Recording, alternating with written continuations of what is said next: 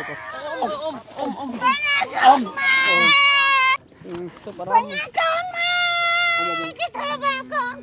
phơi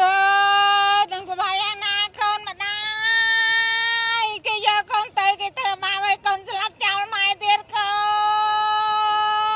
នៅទីបំផុតយុវតីម្នាក់ដែលខូចចិត្តវិបត្តិស្នេហាបានសម្រេចចិត្តលោតលើស្ពានកនរាយនៅក្នុងខណ្ឌច្បារអំពៅត្រូវបានប្រទះឃើញសាកសព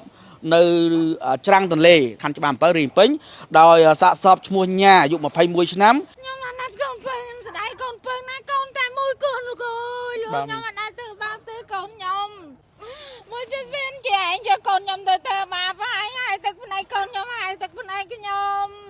សង្សាររបស់គាត់ហ្នឹងគាត់មិនយបានមានការតំណែងមកហើយ អរេគ្រាន់តែមានបញ្ហាភ្លាមគេ live អីហ្នឹងវាប្លុកពួកខ្ញុំវា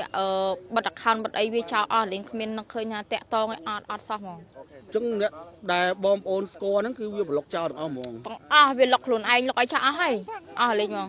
អូនអាចបញ្ជាក់តិចបានទេម្នាក់ប្រុសដែលបងឃើញថាក្នុង Facebook មានការបែកធ្លាយម្នាក់ប្រុសមានធំហ្នឹងមែន ហ្នឹងហើយបង នឹងម្នាក់ហ្នឹងទៅ ហ្នឹងហើយខ្ញុំផ្ដាំទៅគាត់ព្រោះដោយសារតែប្អូនខ្ញុំអត់តន់បានក្បាលដល់កតេមួយគាត់ទេប៉ុន្តែគាត់រស់នៅមួយគ្នាដូចប្តីប្រពន្ធខ្ញុំព្រោះឡើងចូល2ឆ្នាំជាង3ឆ្នាំចឹងហើយគាត់ឆ្លោះគ្នាឆ្លោះអីទៅគាត់ធ្វើបាបប្អូនខ្ញុំប្អូនអីរឿងសង្សាររឿងអីមានថ្មីមានអីចឹងណាយើងមិនទៅបន្ទោសខាងគេទាំងអស់ទេប្តីនេះដូចវាដាច់ចិត្តជ្រុលហ៎បង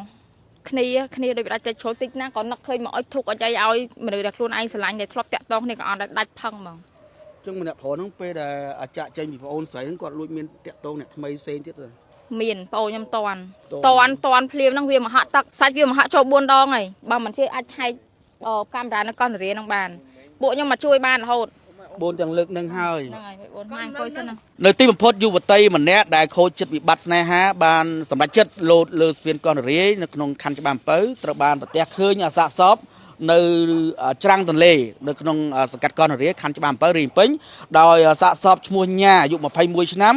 ដែលយើងទទួលព័ត៌មានបឋមបាទពីគ្រួសារក៏ដូចជាបងស្រីរបស់ជនរងគ្រោះមុននឹងពេលដែលគាត់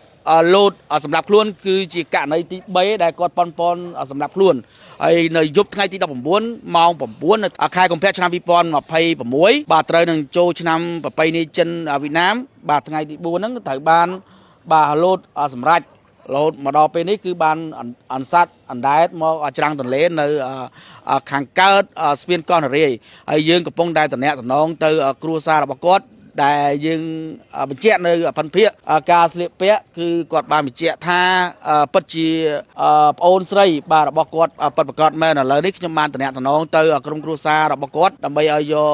កមកទទួលសពអផងដែរប្រិមត្តទូរជនជាទីគោរពយើងឃើញថាកន្លងមកគឺតែងតែយកស្ពានជួយអង្វាក៏ដូចជាស្ពានកនរាយទើបនឹងដំណើរការថ្មីហ្នឹងតែងតែមានវិបត្តិផ្លូវចិត្តគឺគាត់យកស្ពានជ្រុយអង្វានិងស្ពានកនរាយហ្នឹងគឺសម្រាប់